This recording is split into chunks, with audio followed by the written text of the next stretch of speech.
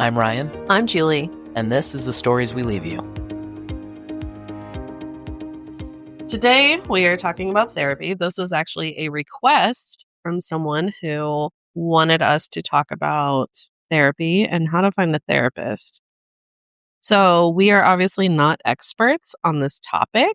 We are just speaking from our personal experience. Before you ever had any type of therapy experience, what was your vision of therapy? What did you think it was going to be like? What you see on TV. Which is? I mean, I was thinking it was going to be more like clinical, like you see on TV, like therapist sits down with a pad of paper and a pen and asks you those really ambiguous, deep-rooted questions that... And how did that make you feel? Right. And that wasn't it at all. No, I feel like a lot a of degree. people, a lot of people expect it to be like, kind of what you see in the movies where it's like you're laying on a couch and the therapist is sitting, for whatever reason, they're always In a sitting like chair. back kind of away where the Mhm. person can't even see them Yeah. and writing. I mean, realistically, I kind of hoped it would be more like that, more direct, more like the harder questions that make you think about stuff, not just why do you think you react that way? I don't know. You tell me. I'm paying you to tell me answers. But Okay. I don't think I've had a very good string of luck with I agree. therapists. Mine I have been agree. kind of crappy. Okay, so let's get into our first experience with therapy. So for me, I've already mentioned it in an episode. It was whenever I started having feelings for you, and I basically went to a therapist just looking for answers. And I wanted to go in and be like, hey, here's my problem. And they would say, okay, this means that you're gay, or this doesn't mean that you're gay. I don't think any therapist is going to outwardly say that. Right, and they did not give me the answers I needed, and that was the only one I ever went to. I was like, "And I'm done." And I quit. Yes. Mhm. So, what about you? What was your very first?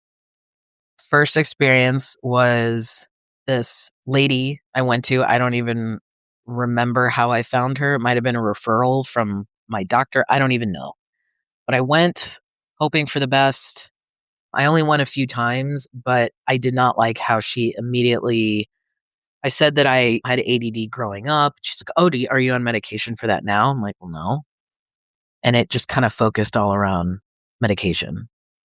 Mind you, she's not a psychiatrist. She was a counselor or psychologist. And she tried to tell me the reason my mom is the way that she is, mind you, after like one or two visits with her, that she also has ADD because anxiety is a sign of that. Everything went back to everyone needs to be on meds. So I was like, bye. Because I asked my doctor about it, and she was like, "You've never once mentioned to me that you were diagnosed with ADD as a child." I'm like, "Well, okay. Why would I?" So she was like, "I'm just curious as to like why this is all of a sudden a thing." I'm like, "I don't know. This therapist that I have seen a few times told me to ask you." So I stopped going to her, and then that's when I switched to a different one. Was that the one that also said you just needed to cry? Oh, no, this was after. No. Because this was after you started transitioning. Yeah. Okay, So it must have been through COVID. Then was born, went through COVID, couldn't see anybody, let alone a therapist, realized that I was trans and wanting top surgery, but that was it. And I knew I needed to have documentation and a relationship with a therapist. I had known that I wanted top surgery at this point, but because of the way that our state and country laws are, you need to have a letter of... I even forget what it's called. Basically, a therapist saying, yes, this person is suffering from gender dysphoria, and this would greatly benefit their life, and blah, blah, blah.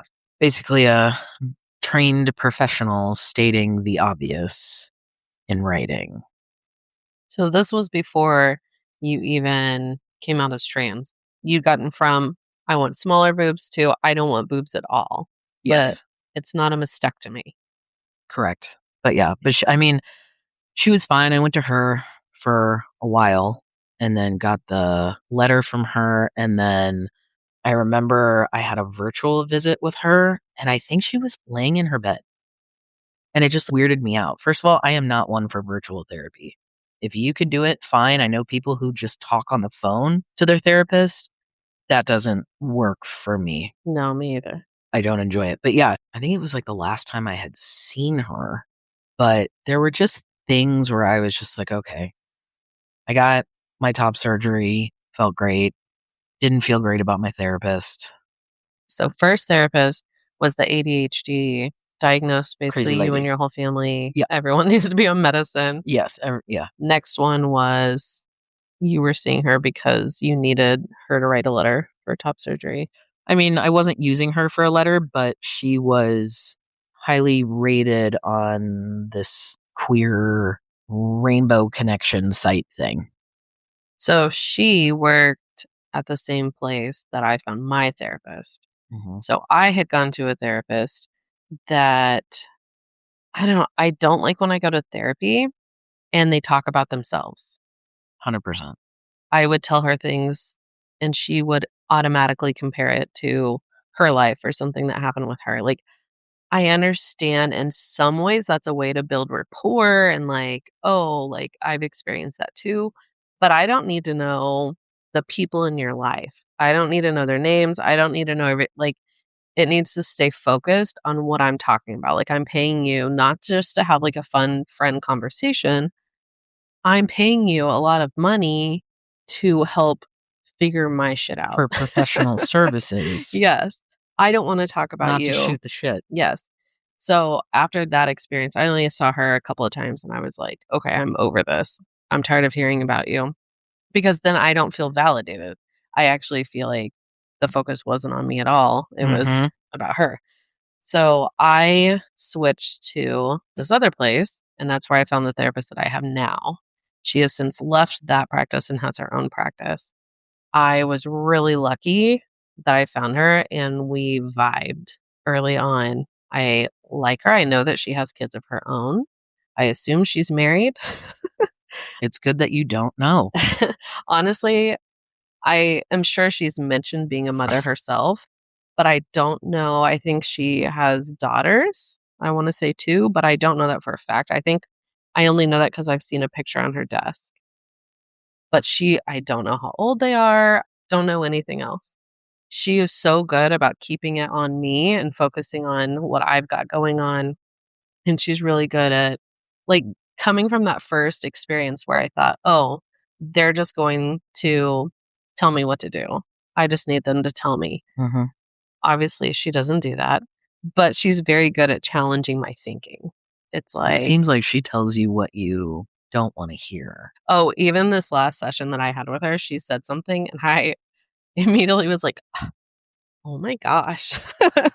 And she was like, "I'm sorry, but blah, blah, blah." And I was like, "I mean, I don't disagree with you, but She's not you there to didn't be have your to say it out friend. loud."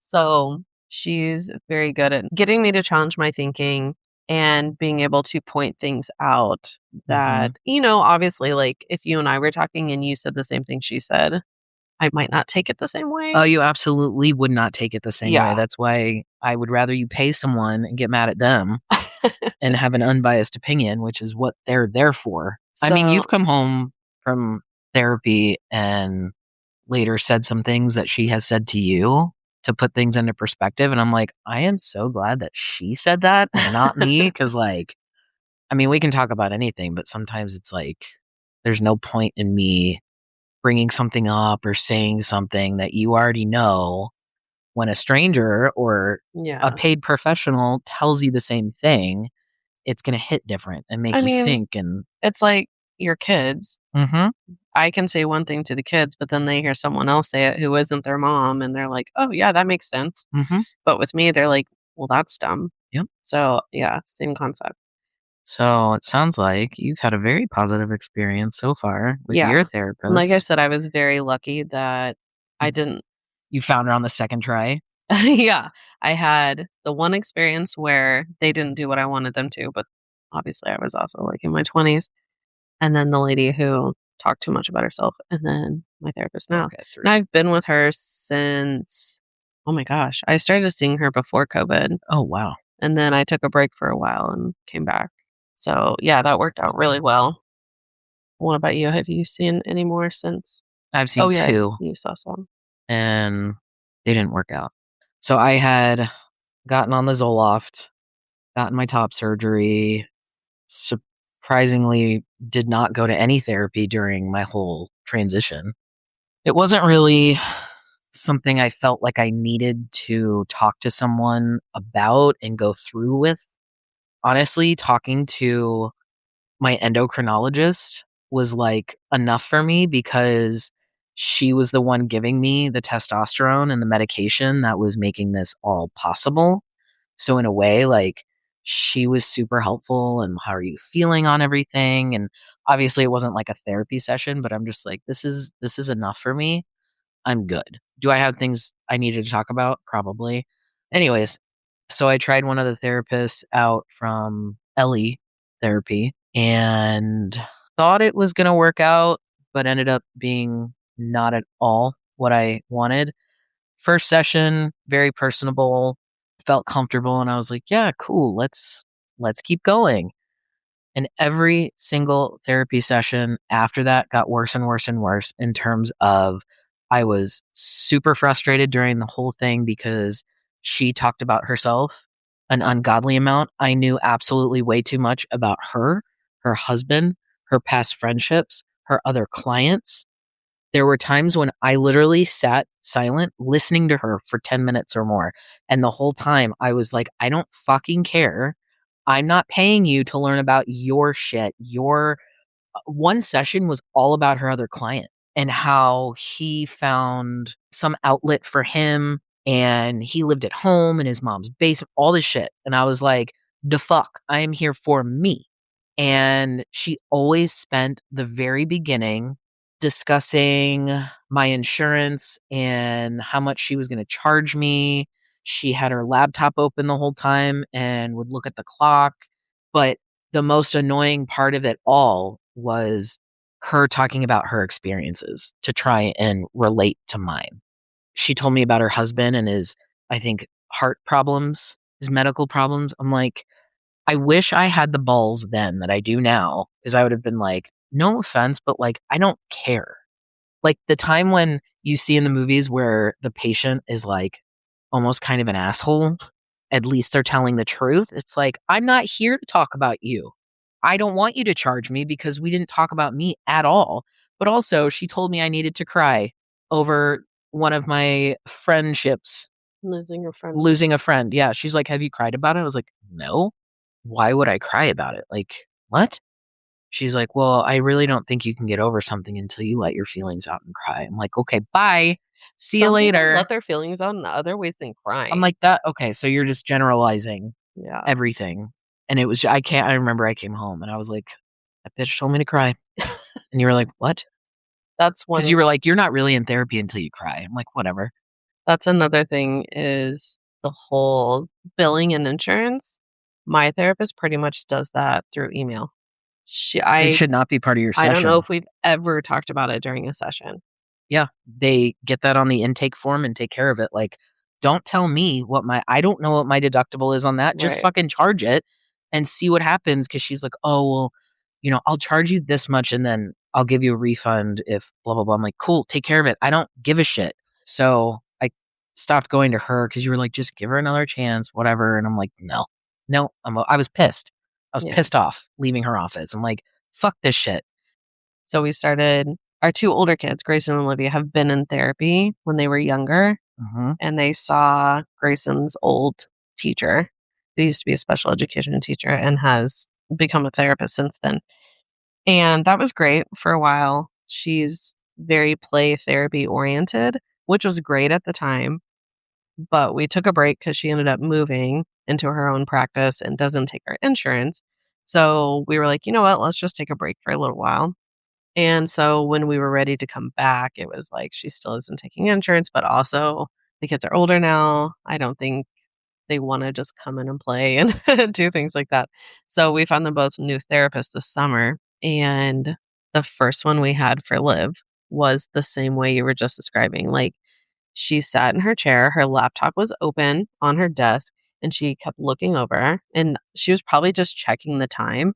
It was just so rude. Put a clock behind your client so that you can glance behind them without making it obvious. Like, Mhm. why is that so hard? But same thing, she also sat there and talked about herself. We've only had 2 sessions, and I know all of this. Do you even know how many siblings Olivia has? Because I don't think you've asked anything.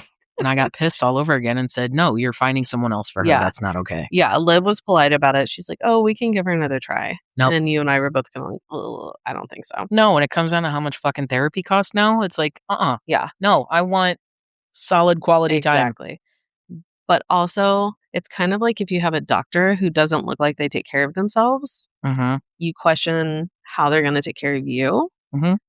It's the same way with a therapist. I I mean, felt like she was not she she doesn't was take care of herself. unkempt, Yes, she was unkempt, a little and greasy. that is a big thing for me. I do not like greasy hair, and her hair was greasy every single time, and I was just like, "If you're not taking care of yourself, girl, how are you gonna take care of my daughter? Because I don't."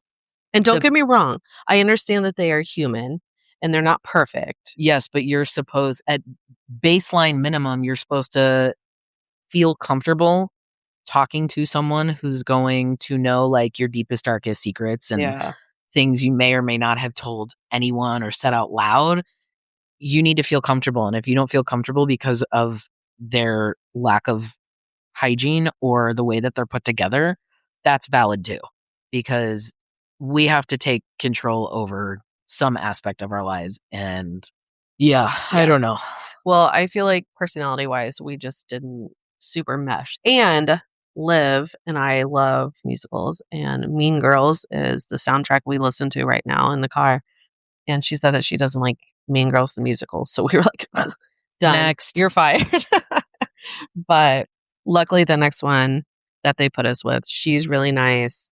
She doesn't really talk about herself a lot. She has mentioned, "Oh, when I was in high school, I know, blah, blah, blah." And she does kind of talk a lot, but at least it's like, "Oh, this is where this idea comes from and the strategy that goes with it and blah, blah, blah." So at least it's like informative. It's not about her. Mhm. And she has tons of craft things. So that's right up Liv's alley. So she gets to do crafty things when she's in there. Yeah. Well, again, why I say that I'm not a fan of virtual therapy. My last therapist, Hmm. who I saw like a whopping 3 times, and it sounds like I just quit therapy after so much, but I mean, like, why waste time if I'm not getting a vibe or something out of it immediately? Like, I get you need to get to know the person, but you I don't know. There just needs to be something that draws me coming back to you to wanna talk about stuff. Yeah, I mean, this guy was very nice. Again, highly rated in the LGBT community, but he does in person, but it's all the way down by my work, and there's no way in hell that I was gonna stay after work to go to therapy. So we did virtual, and it was super weird because I don't talk on the phone with many people, let alone Mhm. FaceTime. And he was at home. He kept looking off the screen, obviously, to probably like type notes or whatever. But it seems very impersonal. It felt like an interview. And I hate talking to a therapist like it's an interview. Am I saying the right things? Am I just having verbal diarrhea? Do I even know what I just said? I don't know. I mean, in all fairness, they're not judging you for that. There's not a certain way you're supposed to answer, I know, but and they're trying to get to know you. I hate just talking with no direction. Yeah. And he was almost too vague. And I would talk and talk. I'm like, I don't even know what you asked me because I literally sometimes I'm like, "Wait, what was your question?" well, it was even though only saw him like 3 times, 2 out of the 3 times, I was like, holy fucking shit, I have 45 more minutes with this guy. I don't have anything I want to talk about. And there were like moments where it was kind of like an awkward silence, but I'm like, I don't have anything to say, but it's your job to pull something out of me. Yeah. But it was like he was too vague with his questions, like, "So what I'm hearing is that you are an emotional reactor. What do you think triggers these things and why?" I'm like, "I don't fucking know. That's why I'm in therapy to figure that out." Like, I don't know. You can say that, you know? I know. But trust me, if I ever go back to therapy again, it's going to be like, look, I don't have time for bullshit. I need you to be straight with me. I need you to like ask me hard, honest questions and things like that. And I've told people this. What are you looking for in a therapist? Like what you see on TV, where they ask really intrusive, crazy questions that you're like, oh my God, how dare you? But then, like, okay, maybe I need to say things that I'm afraid to say out loud or Yeah. whatever. It's like, just skip the formalities. If you want me to just lay it out, like, I can just lay my life out real quick for you in a timeline and explain all the relationships in my life because it's a small list. So when it comes to finding a therapist, the things that we are looking for is someone who doesn't watch their clock or talk about insurance at the beginning of the appointment and waste the time you're paying for, and someone who doesn't talk about themselves the whole time. There's a level of relating to someone, and I'm assuming it's like to build a connection with your patient. If you can relate, you can stay vague, but relate to them. Relate in like 5 words or less because I'm Yeah, paying you, it's building rapport, right, and I and feel like trust. a lot of them have an issue with knowing where that line is. Well, and the problem with not finding a therapist that's doing it for you is you have to talk about the same shit over and Yeah. over and over. What brings you in? At this point, I don't fucking know. I just know that everyone's like, "Oh, you need a therapist." Yeah, so I'm gonna back up to where you were like, "Oh, I just talked to my endocrinologist about things," but I am going to challenge you because, yes, you probably need to discuss a lot of topics around being trans, the loss of a friendship over being trans, the relationship with your parents, But I've already talked our about these things. relationship. Yeah. Wow. You acted like, "Do I need to talk about my parents again?" "Oh, yeah, we need to talk about us, though." Thanks. I don't But think I've ever talked about us well, maybe you should. in therapy. I mean, I mean, there's the thing things I could is, probably say.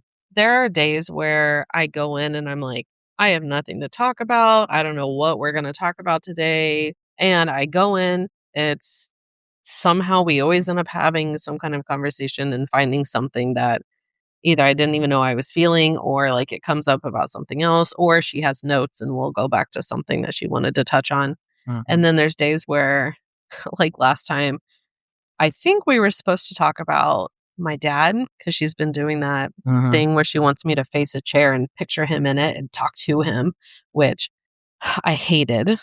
I actually told her after that because every time I would say, like, he, blah, blah, blah, she'd correct me to you. And That's awkward. I it's hate like, role playing.